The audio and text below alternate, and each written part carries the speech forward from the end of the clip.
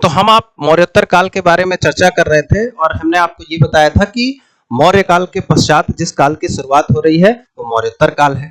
और काल में परिवर्तन तभी होता है कि जब पिछले काल की तुलना में क्या हो कि एक नया परिवर्तन देखने के लिए मिले, चाहे वह राजनीति हो, चाहे वह समाज हो, चाहे वह अर्थव्यवस्था हो। और इसी प्रकार के परिवर्तनों की हम आप चर्चा कर रहे थे मौर्योत्तर काल में। तो मौर्योत्तर काल में हमने कहा कि मौर्योत्तर काल जो है छोटे छोटे राज्यों का दौर था। भारत में छोटे छोटे राज्यों की स्थापना हो रही है मौर्य काल के पतन के पश्चात, जिसमें देशी और विदेशी दोनों प्रकार के राज्य शामिल हैं। और देशी और विदेशी दोनों प्रकार के राज्य के शामिल होते हुए भी यह देह है जो है मौर्योत्तर काल की जो अर्थव्यवस्था है वह एक आर्थिक समृद्धि का काल है, इकोनॉमिक प्रॉस्पेरिटी के एरा है, इकोनॉमिक प्रॉस्पेरिटी का काल है। कैसे है? तो आप देखेंगे कि इस काल में कृषि के क्षेत्र में विकास हो रहा है, शिल्प और उद्योग में भी विकास आपको देखने के लिए मिलेगा। व्यापार में आप देखेंगे कि देशी और विदेशी दोनों व्यापारों में आपको समृद्धि देखने के लिए मिलेगी। नगरीकरण को बढ़ावा मिलेगा और मौद्रिक एवं वित्तीय बाजारों में भी वृद्धि आपको देखने के लिए मिलेगी।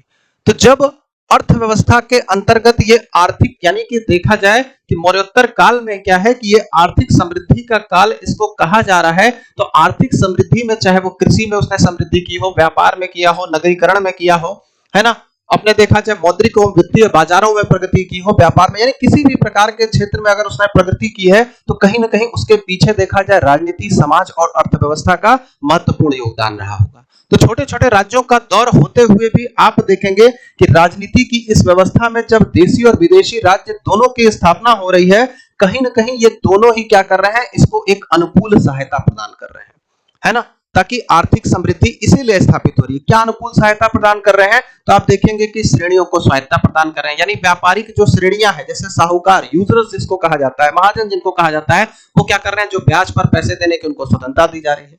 तो जाहिर सी बात है कि ब्याज पर जब पैसे दिए जाएंगे तो जिस व्यक्ति के पास पैसे नहीं है और उसको ब्याज पर पैसे दिए जाएंगे तो ऐसी स्थिति में क्या है कि वह भी जो है पैसे उसके पास आएंगे तो उसके माध्यम से व्यापार वाणिज्य इसको स्थापित कर सकता है, उद्योग को स्थापित कर सकता है।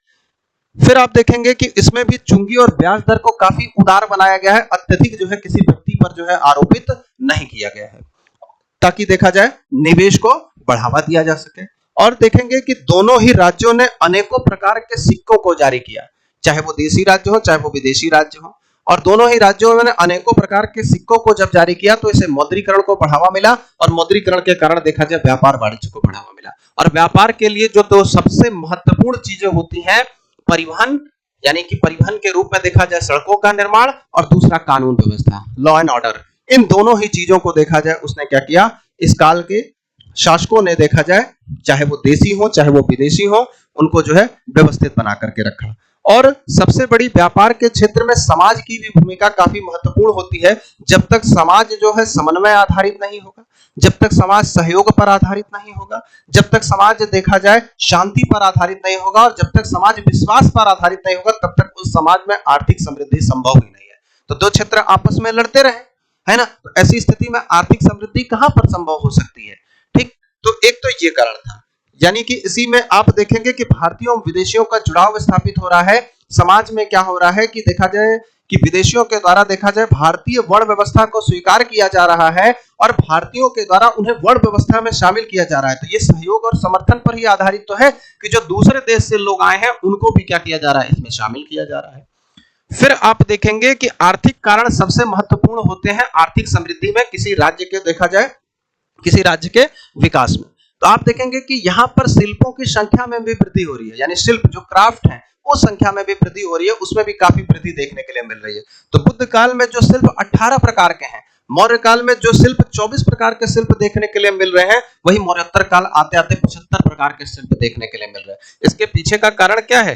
दोनों प्रकार के राज्यों का उदय, देशी और विदेशी। तो कुछ इन्होंने इनोवेशन किया होगा, कुछ इन्होंने इनोवेशन किया होगा, दोनों ने मिलकर क्या किया, इतने बड़े देखा जाए शिल्प का विकास कर दिया, 75 प्रकार के शिल्पों का विकास कर दिया। ठीक, और सोने और आप देखेंगे कि शीशे के सिक्कों को भी जारी किया और आर्थिक समृद्धि देखा जाए विदेशी व्यापार के माध्यम से भी काफी क्या हो रही है ना। यानी कि देखा जाए आप इसमें देखेंगे भारत और रोम के साथ व्यापार, चीन के साथ व्यापार, दक्षिण पूर्वी एशिया के साथ व्यापार, मध्य एशिया के साथ व्यापार इत्यादि देखने के लिए मिलेंगे और व्यापार के माध्यम से ही आर्थिक समृद्धि को क्या किया जा रहा है, सुनिश्चित किया जा रहा है। तो किसी भी देश के अर्थव्यवस्था में आप देखेंगे आर्थिक समृद्धि तभी संभव है जब उस देश की राजनीति, उस देश के समाज और उस देश की अर्थव्यवस्था क्या हो, बेहतर स्थिति में हो। यानी राजनीति का संचालन बेहतर तरीके से हो, समाज समन्वय आधारित हो और अर्थव्यवस्था में भी कुछ इनोवेशन इत्यादि जैसी चीजें देखने के लिए मिले, तभी किसी समाज में देखा जाए, किसी देश में जो है आर्थिक समृद्धि संभव हो सकती है। और इस आर्थिक समृद्धि में आप देखेंगे कि राजनीति और समाज और अर्थव्यवस्था जो है काफी बेहतर भूमिकाओं में है। तो इस मंजर है ये नया, मंजर नया, मंजर